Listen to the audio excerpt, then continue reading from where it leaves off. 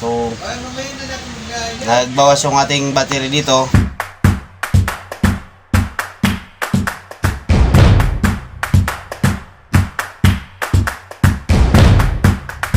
Pakita ko sa inyo kung paano magdagdag at kung bumawas ba. Kailangan natin, alalayan natin ang ating battery na kung ito ay matuyuan sa panahon ng ating pangangailangan. So, pakita ko sa iyo kung paano natin lagyan na. May binili ako dito na pan. So, itong distilled water. Ito yung inadag natin. Pansin nyo ba? Distilled water yan. So, kasi bumawa siya eh. Lagyan na natin. So, ngayon, ito na. Kita naman natin na bumawa siya. So,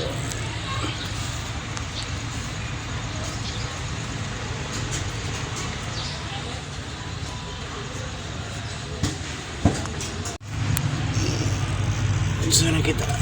Tignan natin ang ating distilled water. So,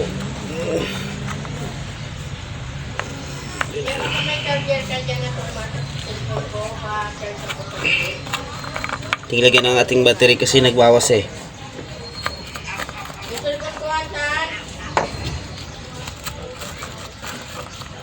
Yan.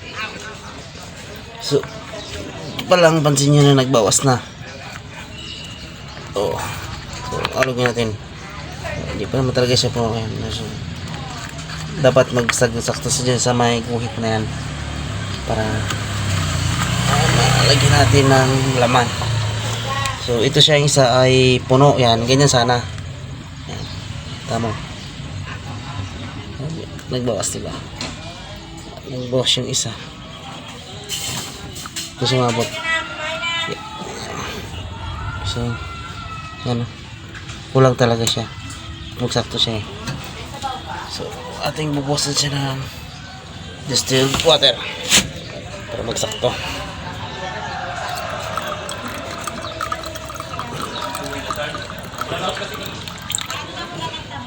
Pansin nyo, pantay na siya. Yan.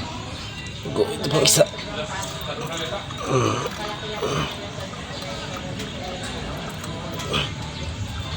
So, pasman na guys. Yan. Pantay na siya. Isa naman.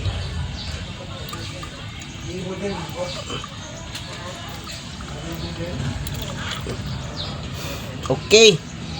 Pantay na. May dalawa pa. Yan. Uhaw talaga siya.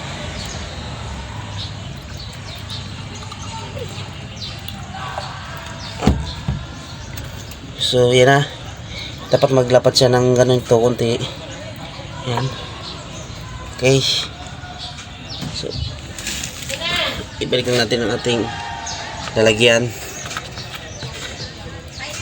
Para sa yan.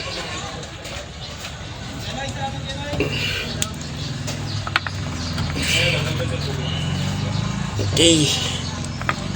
So, yan.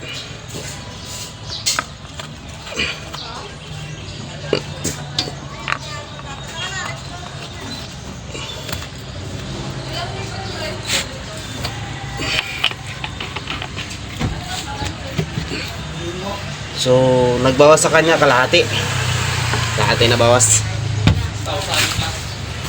Cancel na ba? Wala, hindi makita dito eh. Natin yung ating lalagyan natin yung ating battery. Start na tayo para sa ating biyahe. Kailangan ang battery ay alalayan natin kasi yung battery ay medyo mahal talaga ngayon sa panahon yun. So, kailangan konting tiyaga, sipag para sa ating mga sasakyan. So, pagkapag-kondisyon yung sasakyan, kondisyon na biyahe. So, thank you for watching mga kabiyahe.